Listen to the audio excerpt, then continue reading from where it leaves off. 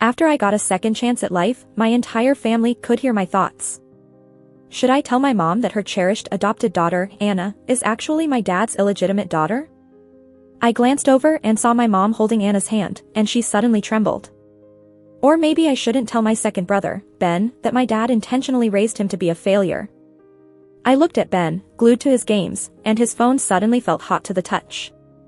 And what if my older bro, Ken, knew my dad had someone crash into him to hurt his legs? Would that break him? I watched Ken in his wheelchair, hair literally standing on end. I felt torn. If they find out everything my dad did was just to marry his sweetheart, Katie, would this family fall apart? Everyone suddenly looked at my dad differently. All it took was a few words with Anna, the adopted daughter, and my dad cruelly threw me out the 13th floor window, leading to my instant death. Instead of vanishing, my spirit lingered, sticking by my dad. That's how I learned all his secrets. He married my mom just to climb the social ladder. He's always had this woman he loved, who even had a daughter with him, our so-called adopted Anna. From the moment they were wed, he schemed to take over my mom's family's wealth and create his perfect little world with Katie and Anna. But surprise, surprise, I got reborn. Back to the day my dad decided to bring Anna into our home. Anna, call her mom, my dad urged, pushing Anna towards my mom. Anna trembled from head to toe, her eyes darting everywhere but meeting ours, like a frightened bird. Her arms, portions exposed, were marked with welts from beatings. That pitiable look won over my mom instantly. She soon treated Anna as if she were her own, maybe even better than me, afraid of neglecting her. When my mom reached out to hold Anna's hand. Should I tell her the truth about Anna being my dad's secret child? I saw my mom's hand shake visibly as she held Anna's. She glanced around before locking eyes with me. I blinked innocently at her. She frowned, probably thinking she was imagining things. Anna would soon be sobbing pitifully in mom's arms, winning her sympathy. And sure enough, Anna rushed into my mom's embrace, wailing loudly. In my past life, it melted my mom's heart, making her cry too. But this time, my mom was dry-eyed, staring at me. Jenny, are you talking? Nope, I denied. Inwardly, I thought, Mom can't know I was reborn, she'd totally freak out. My mom's eyes widened, completely shocked. Just then, my dad stepped up kindly, soothing Anna, don't cry, Anna. This is your home now. He then looked at me, Jenny, show Anna to her room. Sure, I agreed easily, mentally noting, Anna's gonna fall from the stairs soon and blame me. And, of course, she did. Halfway up, she toppled down the stairs. Dad immediately rushed to cradle Anna, asking, Anna, what happened? It wasn't Jenny, I slipped on my own, Anna responded painfully. My dad snapped at me, Jenny, Anna is your sister now. How could you mistreat her? Have we spoiled you so much you'd do something like this? Then my mom approached, not as furious as Dad. Anna quickly turned to her, Mom, don't blame Jenny. I know she's just adjusting. She's been the only daughter, after all. In my previous life, she turned Mom against me, convincing her I lacked compassion. Anna then ramped up the false accusations, disappointing Mom more and more, until Anna was her unrivaled favorite. This time, I thought to myself, here we go again, I'm about to get scolded by both of them. No way they'll believe me, I might as well stay quiet. I noticed a hint of guilt and sadness in my mom's eyes. Suddenly. Slap. She struck Anna so hard, Anna was stunned. Even Dad was taken aback, frozen in place. My mom, seething with anger, exclaimed, I saw it all. You fell on your own and then blamed Jenny. No wonder you were returned from adoption before. People like that always have a mean streak. Adopting Anna was all my dad's doing. He claimed he was touched by a poor girl at the orphanage during charity work, previously adopted and abused, so he felt pity and brought her home. Said it'd give me a companion since I was the only girl. Mom succumbed to his persistent persuasion and agreed. They thought they had everything locked down, yet, the secret slipped on day one. Dad had even tried to shield her from Mom's sight, fearing the truth would spill. Anna stuttered, seeking help from Dad. Desperately, he explained, Anna has suffered, making her sensitive and prone to misperception. It's a misunderstanding, don't terrify her with accusations. My mom was ready to expose his plot. But then she heard my thought, revealing Dad now won't make him confess, it'll just caution him. Plus, he controls a chunk of the company shares now. She hesitated. I continued inwardly, both brothers would likely side with Dad anyway. He's always been the kind father and Mom the strict one. If things escalate, the brothers might back him. Silent, Mom seemed convinced by my reasoning. She contained her anger, addressing Dad and Anna, such incidents better not repeat. Anna nodded compliantly, looking as pitiful as ever. Take her upstairs, Mom ordered the housemaid. Quickly, the maid escorted Anna away. My dad was about to explain to my mom, hoping she'd accept and like Anna faster. But this time, Mom grabbed my hand and walked off without looking back. Dad was left there, looking totally confused as he watched her leave. Usually, when he sweet-talked her, she'd be all smiles. But now, she suddenly didn't want to deal with him at all. I glanced back at him, couldn't help but chuckle a bit to myself. He probably doesn't realize his good days are about to end. Mom took me to our room. She looked at me seriously and asked, Jenny, do you know something? About your dad? I gave her an innocent look and quickly shook my head. I don't know. But inside, I was thinking, I can't say anything, if I did, Mom would be disappointed. Last time, I told Mom about Dad seeing some woman, and she accused me of making things up. She said I lacked empathy and that I was just causing trouble because Dad doted on Anna. I was terrified Mom wouldn't love me anymore. I saw Mom's eyes fill with tears, her face full of hurt and guilt. She said, Jenny, you're my daughter, and I love you the most in my whole life. I was so moved, I hugged her. Mom didn't push me to say more after that. But I could clearly feel her distancing herself from Dad and Anna. Whenever Anna tried to be friendly, Mom ignored her. And when Dad tried to be attentive, Mom didn't care. Mom started going to the office more, which she never did much before. I could see Dad and Anna getting a bit anxious. After dinner, I caught them talking secretly. Anna was saying, didn't you say she was easy to please? Why is she so cold no matter what I do? Dad replied, I don't know either. She's like a different person. Maybe it's menopause making her grumpy. Just leave her be. Ben's coming home for winter break tomorrow. Try to win him over first. Sure, Anna agreed. Dad continued, you need to take Jenny's place in this family quickly. Once you're the favorite, getting control of everything will be a piece of cake, and we can have your mom live the good life. Don't worry. Jenny, with her sheltered brain, is no match for me.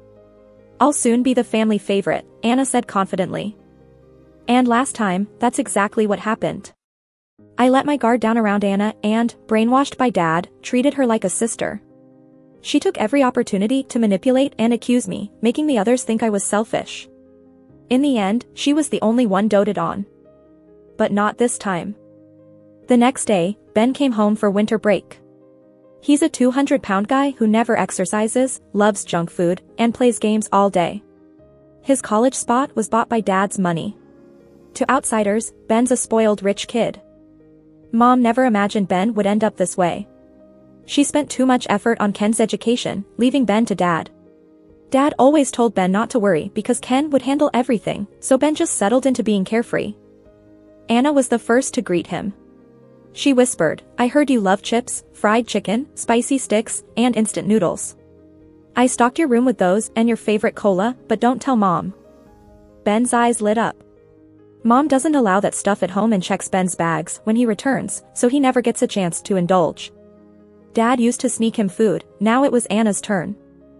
I could see Ben warming up to Anna instantly. Until he heard my thoughts. As I watched Ben and Anna getting close, I thought, Ben's already so overweight, does he really want to stay a fatty forever with this junk? Ben's smiling face froze. He turned, looked straight at me with surprise. Didn't he ever question why Dad and Anna pushed junk on him?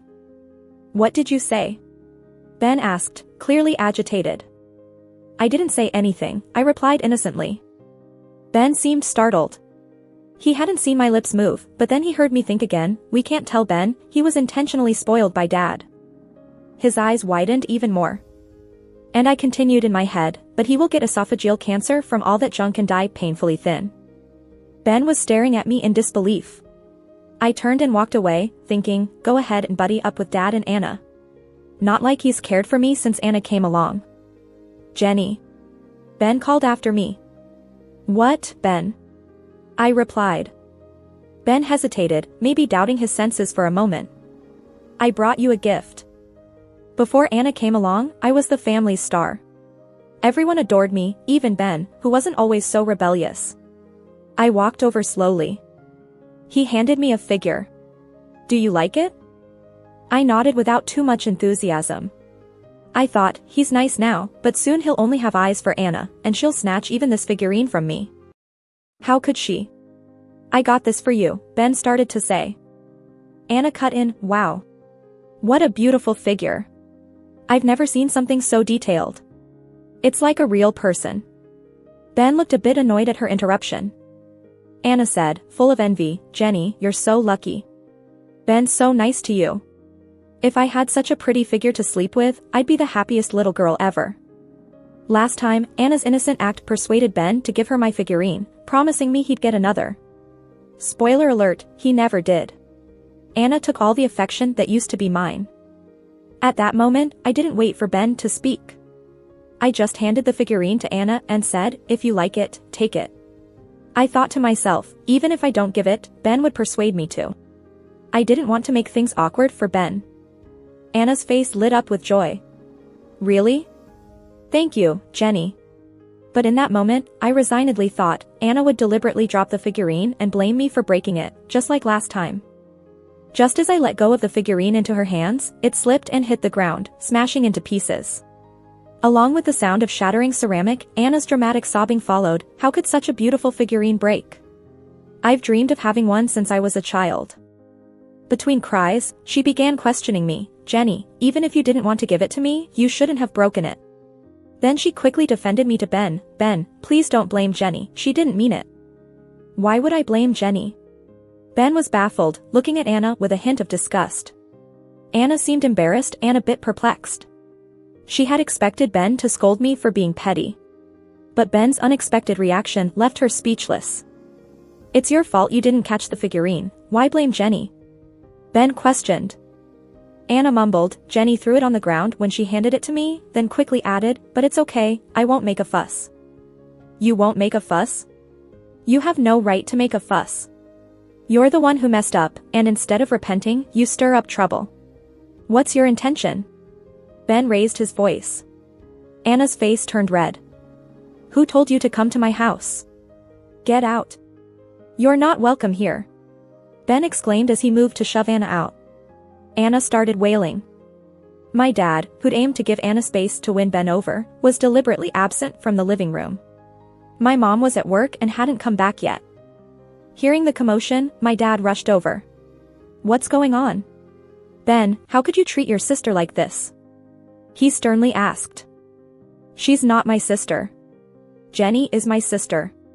Ben shouted back at my dad. If you brought her here, then send her away.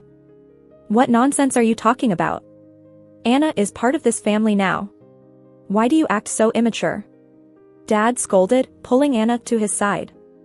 Your sister even prepared snacks for you, risking being caught by your mom, and you're not even grateful. Dad said. I noticed Ben was fuming at the mention of snacks. He was about to argue with Dad when suddenly, he seemed to hear my inner thoughts. If I were Ben, I wouldn't argue with Dad now. It won't change anything. Dad brought Anna back to take over our family's assets. Now Ben should work hard to improve himself and catch Dad off guard later. Ben paused and swallowed his words. Anyway, Jenny is my only sister, he said, pulling me along as he walked out, leaving Dad and Anna baffled. They wondered how our family suddenly got so smart, why their tricks no longer fooled us. Back in Ben's room, he angrily tossed the snacks Anna had prepared. As if on impulse, he also deleted games from his phone. After that, he turned to me and seriously asked, Jenny, have I ever really let you down? I quickly shook my head, encouraging him, no, I know Ben is the best. Silently, I added to myself, Ben was just misled by Dad, I know he's smart. He'll definitely be someone amazing someday. Ben smiled gently, looking touched. Jenny, he said, I promise to work hard and be an excellent person. And I'll never let anyone bully you again, okay? I believe in you, I nodded firmly. After returning home, Ben's first action was to get a full checkup at the hospital. Then he hired a personal trainer to draft a weight loss plan. Besides that, Ben hit the books, hired a tutor, and started catching up from elementary school basics. He spent the entire winter break studying and losing weight, leaving Dad and Anna dumbfounded. Even though they hadn't done anything, why had Mom and Ben changed so much since Anna came? Mom typically didn't go to the company, she left everything to Dad. Dad was nearly on the brink of gaining control and influence over the company. But once Mom returned, those indecisive shareholders and top managers refused to support him anymore. Dad was furious. In private, I overheard Dad talking to Anna, this time with noticeable dissatisfaction. "What's wrong? Weren't you supposed to win everyone over? Why is everything such a mess now? How far off are we from my plan? How can I bring your mom here to enjoy life?" Dad's voice was full of reprimand. "I don't know," Anna lamented, tears in her eyes. "I was doing everything you taught me, but they just don't trust me anymore." Dad couldn't figure out where things went wrong. Frustrated, he gave up. "Ken will be home for the holidays soon. He trusts and appreciates me the most. Forget the others, they don't matter. Ken is the real heir of this family." "Yes, I'll do my best this time," Anna promised, harboring some reluctance. She thought she was better than me in every way, more aware of social cues, better at presenting herself.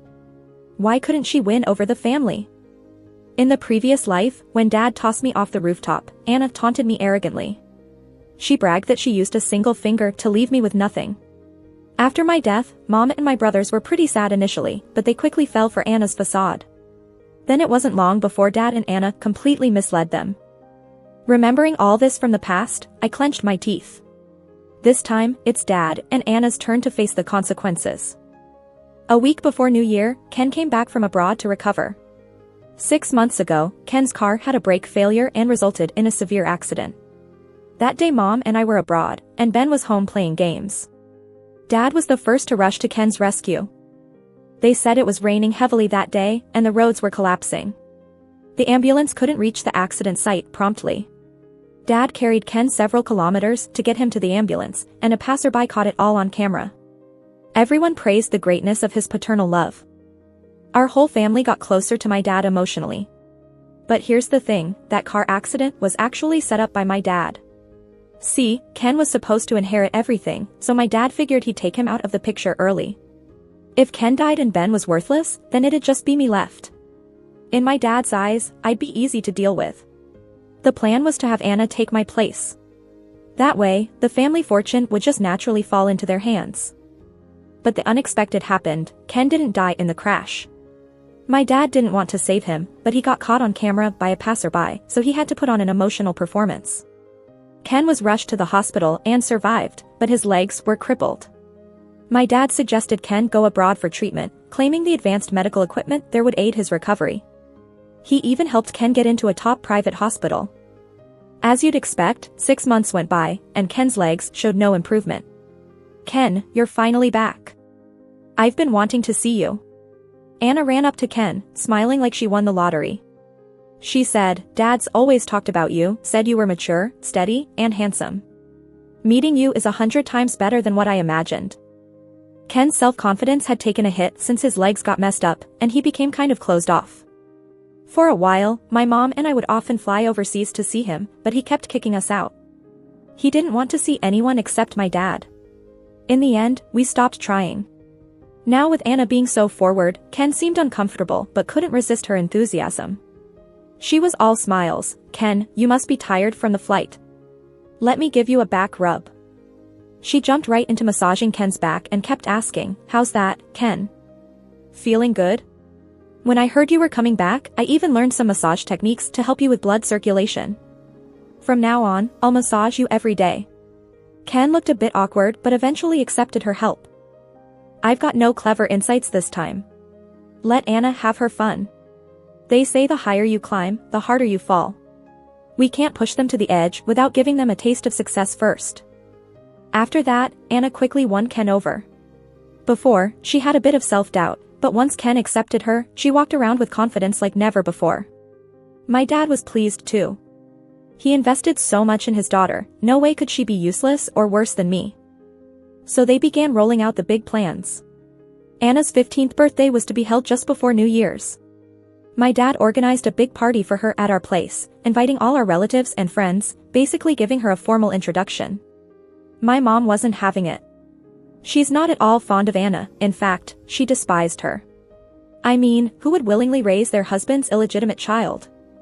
To avoid any issues, my mom kept quiet. She didn't participate in the birthday planning, leaving it all to my dad. Naturally, my dad was more than happy to handle it. He put a lot of effort into that birthday bash. On Anna's birthday, the house was packed with people. Dad invited practically everyone important to celebrate with Anna. Our big mansion was lively and bustling.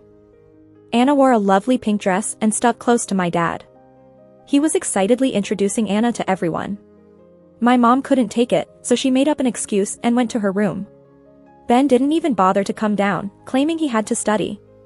Surprisingly, Ken, who usually avoided such gatherings ever since the accident, showed up for Anna's sake. Anna and my dad did the rounds and then stopped in front of me. I was just munching on some desserts alone. She teased, "Jenny, this dress is from Ken, super expensive, and I love it. Don't you think it looks great?" Anna spun around to show off, rubbing it in like she did last time. She used this tactic to stir up drama and make herself look like the victim. Before, I fell for it and ended up clashing with her, causing everyone at the party to criticize me for being immature. But this time, I didn't take the bait. I just casually replied, "It looks great, really suits you. Aren't you jealous?" Anna egged me on, trying to stir trouble. "Not at all," I said coolly. "Ken's bought me loads of pretty dresses before. What's the big deal if he gets you one for your birthday? I thought you'd be upset. I heard you were really clingy with Ken. Lately, he's been helping me adjust to the family, and I thought maybe you'd feel bad." Right then, Ken wheeled himself over. Who knows what Anna's been telling him with the sob story she's spinning. Ken's protective instinct towards her was clearly in place. The moment he saw us together, he rushed over, worried-eyed bully Anna. Anna clearly spotted him, and her words were intentionally directed at Ken. She wanted Ken to believe I wasn't as close to him as she was. "Didn't Dad say you're new to the family and we should all look out for you? You think I'm gonna hog Ken like you do?" I innocently replied. Anna was momentarily embarrassed but quickly gathered herself to play the victim again. "Are you accusing me of monopolizing Ken? But you just said you weren't bothered." And with that, tears streamed down her face like there was no tomorrow. Anyone would think I did something horrible to her. Ken saw Anna crying and asked, quite sternly, "What's going on?" "And nothing." Anna responded pitifully, "I promise to be more considerate, Jenny, don't be angry. I came here to be part of the family, not to tear you all apart." Even hearing it for the second time, I couldn't help but laugh. How bold does Anna have to be to spout such shameless nonsense? "Jenny." Ken saw the smirk on my face, and his expression darkened even more. He didn't even ask what happened, he just took Anna's side right away. "Anna's new to this family, doesn't know much. Mom and little brother barely talk to her. As her sister, can't you take care of her a bit more? Do you really think I should take care of her?" I asked him seriously. "Isn't that what you're supposed to do?" Ken shot back. "You've been spoiled by the family since you were a kid, never learned to be considerate. Maybe now that Anna's here, you can learn how to get along with peers." He started to walk off with Anna, leaving me alone in the party hall. Even though I've been through this before, it's still frustrating. I held back my anger because things were just about to get interesting. I just watched as Ken led Anna away. She took just a few steps when suddenly Anna's pink dress ripped with a sharp tear. That dress had a long train, easy to step on. But I didn't step on it. Anna did it herself when Ken wasn't looking. As soon as Ken turned around, she hit her foot, covered the strapless top of her dress that drooped from being torn, and looked utterly distressed, shouting at me, "Jenny, how could you do this to me?" Nobody noticed our little mishap, except Ken. And maybe my dad. Dad had prepared himself for any incident tonight. So when Anna screamed, everyone in the hall turned their attention to us. Anna looked even more upset and ashamed. Ken quickly took off his jacket and handed it to Anna. Anna took it with a look of pure vulnerability, wrapping it tightly around herself like a scared little bird. "What happened?" "Dad came over." I. Anna stuttered, too embarrassed to speak in front of everyone. "Ken, what's going on?" Dad asked. Ken didn't hold back, pinned the blame on me. Jenny stepped on Anna's dress. Jenny, how could you do this to Anna? It's her birthday, can't you ease up on the jealousy? She's never had a proper birthday for 15 years. Never had a proper birthday? What about those years you spent celebrating with your dog? Now the hall was buzzing with whispers. Has Jenny really been that spoiled? Why would she embarrass Anna like that? Regardless, Anna's part of the family now. How can Jenny be so territorial? I heard Anna's been through a lot, poor thing. Jenny really has no empathy. Everyone was criticizing me. I saw the smug looks in Dad's and Anna's eyes. They thought their little scheme was working. Slowly, I began planting my thoughts in Ken's mind. Doesn't matter how I explain now, even my dear Ken believes I did it on purpose. Ken seemed taken aback, wondering how he heard my voice even though I never spoke. I went on, I can take being wrongly accused, but I hate for Ken to be kept in the dark by Dad. Wouldn't Ken be devastated to learn Dad arranged the accident that left him in a wheelchair? He adores Dad so much. I don't want Ken to be hurt. Ken sat in his wheelchair, his expression suddenly changed. He held the chair's sides tightly, trembling with rage. Anna, standing nearby, sensed Ken's shift. She almost smiled, thinking Ken was mad at me for her sake. Thinking it was the right moment, Anna spoke up, Jenny, if you dislike me so much, I'll leave the family. I'm grateful for the happiness I've found here, Dad, Mom, brother, sister. I don't ask for more and don't want to make you unhappy. If you're unhappy, no matter how much I love being here, it's not worth my happiness. Her heartfelt words moved everyone. Family and friends chimed in, Jenny, be reasonable. Anna cares so much for you, why can't you get along with her? Listen to your aunt, apologize to Anna. Don't be so stubborn. Anna's so kind-hearted, you're lucky to have her as a sister. Apologize, don't hurt her feelings. Anna, seeing everyone backing her up, grew more confident. Please don't blame Jenny, I don't want her to be sad. After pausing, looking hurt, she continued, I'm just adopted, I don't really belong here. Don't scold Jenny, she doesn't like me. I should just leave. As long as I brought you home, you belong here, Dad said, acting supportive. I have nothing here. Anna said miserably, I haven't contributed anything to this family. Why are you so unsure of yourself? Dad sighed. Dad, could you take me to an orphanage tonight? That's where I belong. How can I prove you're part of our family? How can I show you that you're welcomed with open arms? Dad acted frantic, like he couldn't find a better way to keep Anna than running around desperately like a headless chicken. If I hadn't lived through this once before, I'd be fooled again. Dad missed his calling as an Oscar winner. For over a decade, his act has been flawless. But Dad isn't my real father. My biological dad died accidentally before I turned one. Dad was just a low-level manager in Mom's company. When he found out Mom was widowed, he pursued her relentlessly. Back then, Mom hadn't considered Dad as a partner. She was devoted to my birth father. But Dad won her over by doting on me and my two brothers. He treated us so well that we and Mom began to feel unsure. When I was 3 and fell seriously ill with a fever. My mom held the company together on her own after my biological dad passed away. That day, she was stuck at work with an emergency. So, my stepdad volunteered to take me to the hospital. When my mom finally got there, she saw him asleep on the hospital bed with me in his arms. For 2 whole years, he managed to win her over. Even my biological dad's side of the family persuaded her to accept him. She eventually let her guard down and married him. During their wedding, my stepdad made a public promise. He said he'd love my mom forever and take care of me and my 2 brothers for life. He claimed we'd be his only kids. He kept his promise and didn't have any more kids with my mom for over a decade. There was a time my mom considered having more kids. Our family was well off, and she thought it might be nice for him to have a biological child too. But my stepdad refused, saying the 3 of us were all the legacy he needed. Impressed by his stance, my mom didn't press the matter further.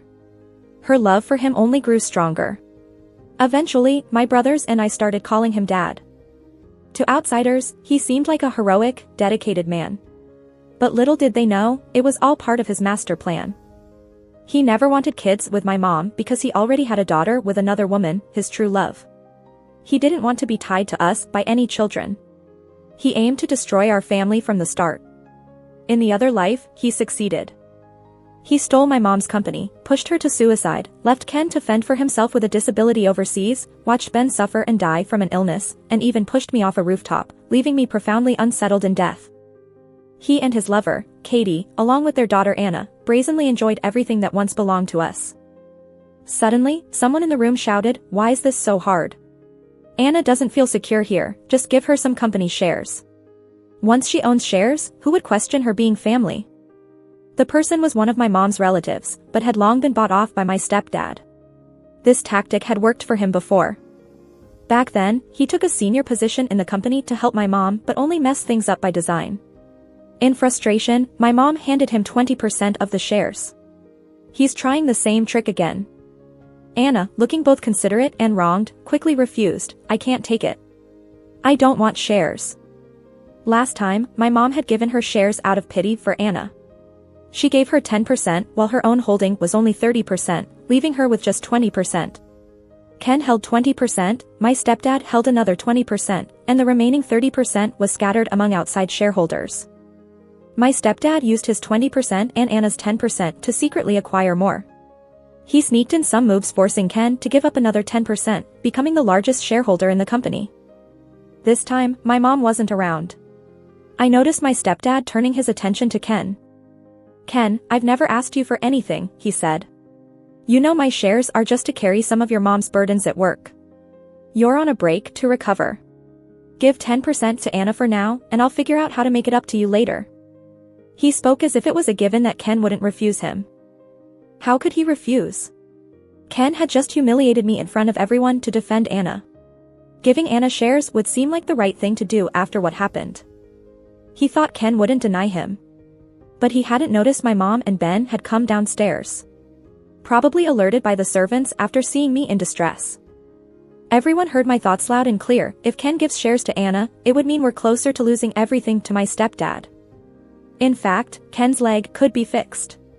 My dad just didn't bother to get it proper treatment. He arranged for unskilled doctors overseas on purpose.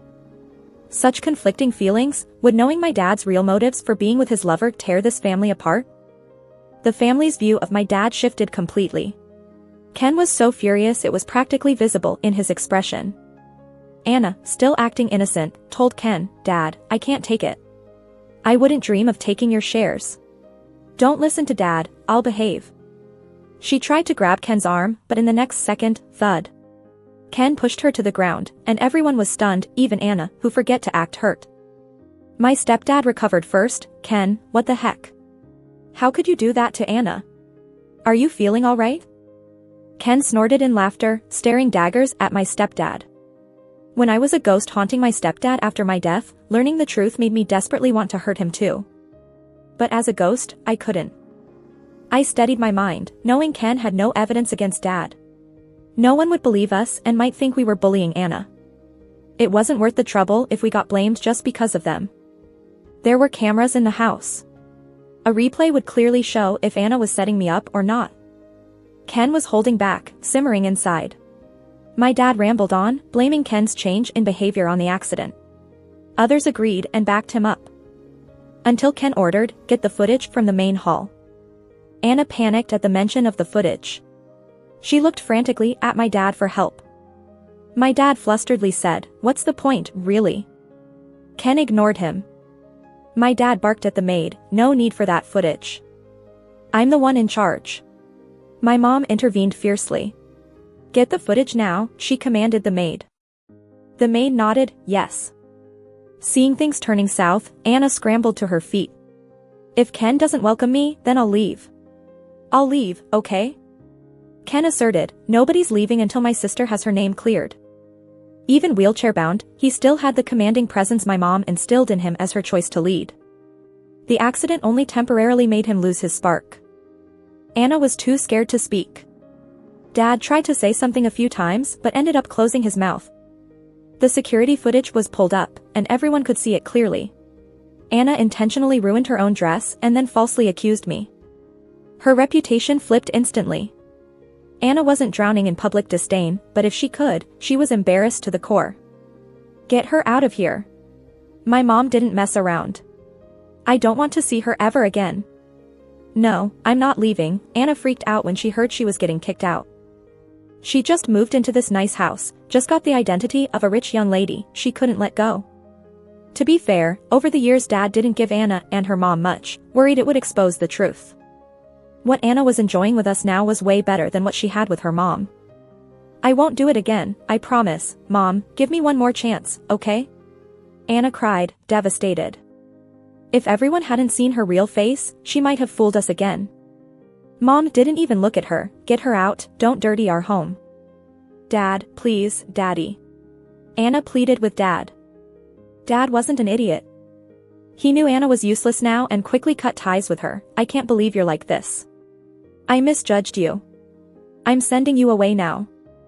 Then he turned to Mom. I didn't know she could act so well. I'll get her out now, don't be mad.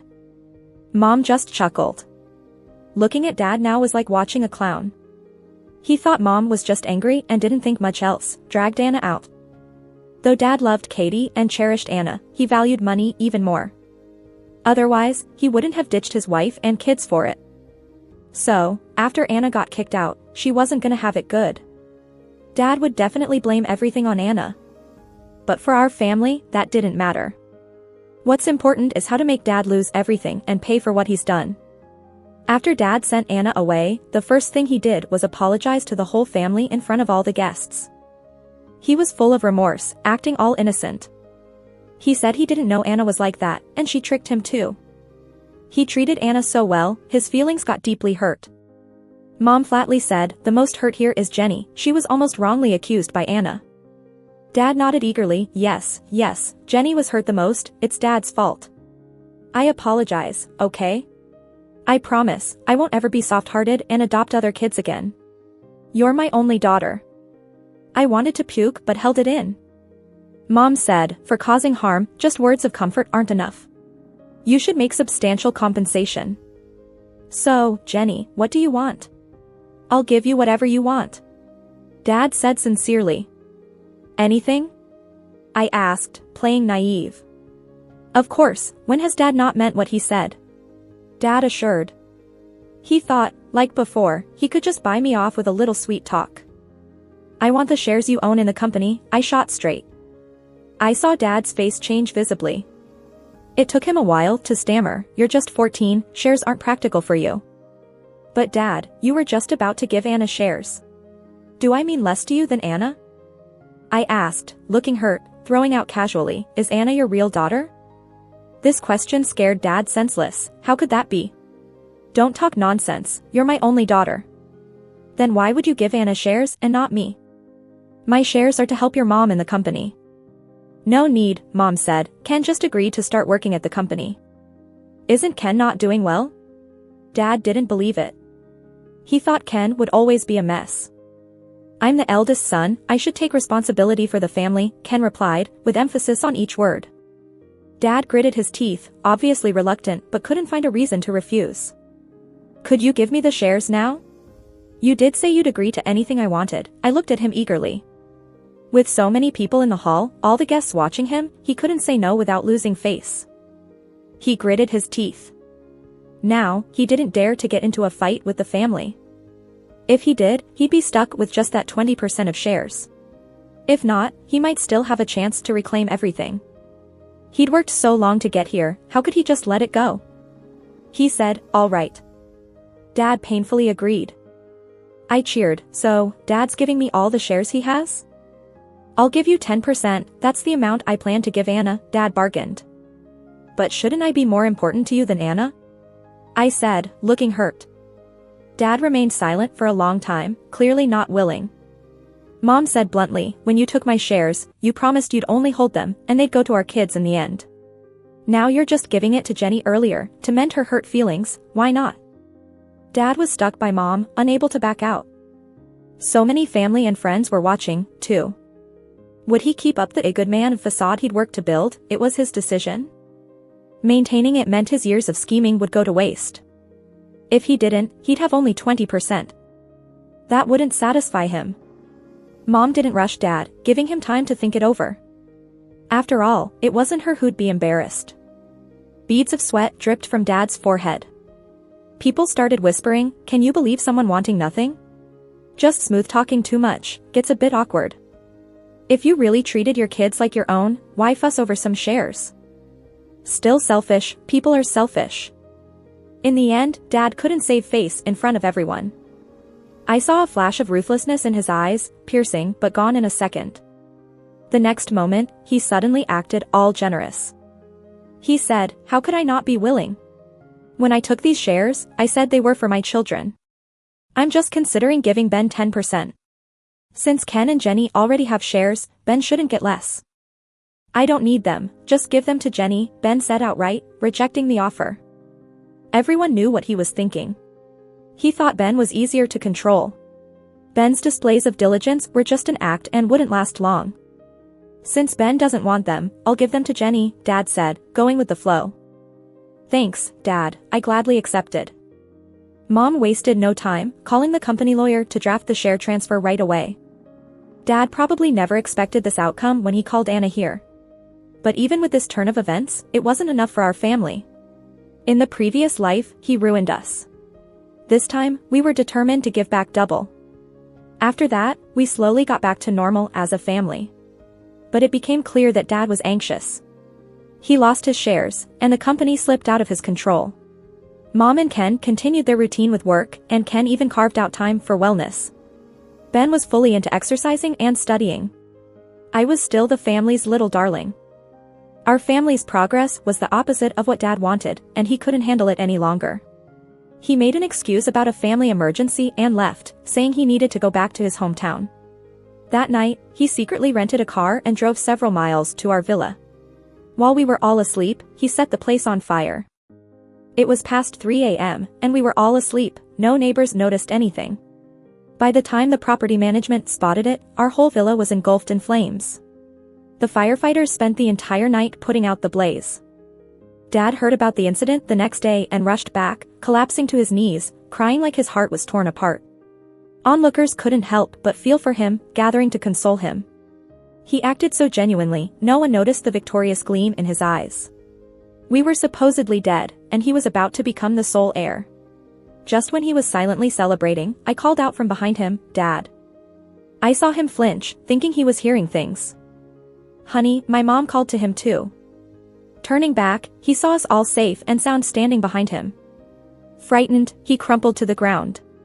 Are you ghosts?" "We're alive and well," I said. "Yesterday, we went out on a boat trip and just got back." "You weren't home?"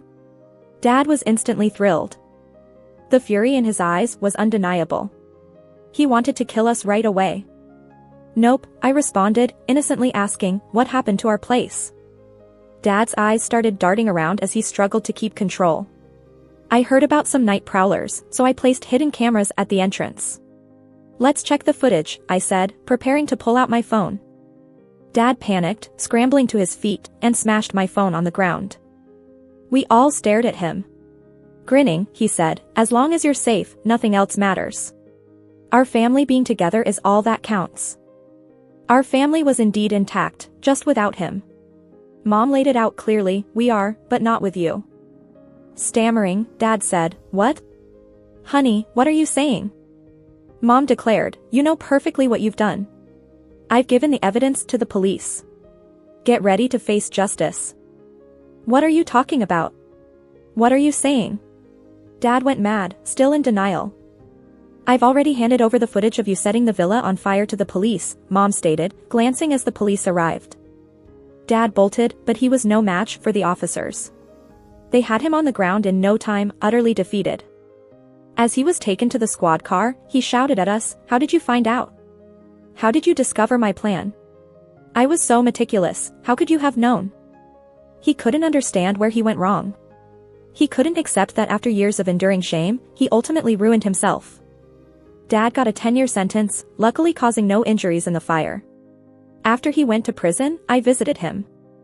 Excited to see me, he said, "Jenny, you still love Daddy, right? When I'm out, I'll take you to the amusement park and buy you treats." "I don't love you," I cut him off, sickened by his words. "Then why visit? You can't bear to leave me, right?" "I'm here to watch you fall," I replied with a cruel smile, one that shouldn't be on a 15-year-old's face. Dad looked terrified. Who are you? You're not Jenny. Of course, I am, I said. Just not the one you imagined. Smiling wider, I asked, Dad, don't you want to know why your perfectly laid plans failed? Why? Dad was eager. Because, I leaned in and said slowly, the universe punishes every villain. Why else would I get another go at life? You. Dad almost lunged at me, thinking I was joking. But the guard pinned him down, forcing him to beg mercy. Watching him in this state was a sick satisfaction.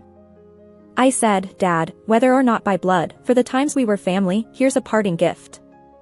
Dad, with a little hope in his eyes, listened as I told him Anna isn't your real daughter. When Anna returned, Mom did a match test and found out they weren't related. But she got photos of Dad's affair with Katie, taken by the detective Mom hired. It turned out you spent years raising someone else's kid. Mom once offered to have another child with you, but you refused. How sad and pathetic. No way, no way. My dad doesn't believe it, but he's completely breaking down. Once you're out of jail, go find the answers yourself. It should be pretty interesting by then. Of course, that's not my concern anymore. How my dad cruelly gets revenge on Katie or treats Anna, that's his business. At worst, I'll just have another laugh. I stepped out of the prison, looked at the clear, endless sky, and smiled with relief. From now on, I plan to enjoy the family warmth I couldn't fully experience in my past life. I sincerely wish that all the beauty in this world stays with you and me.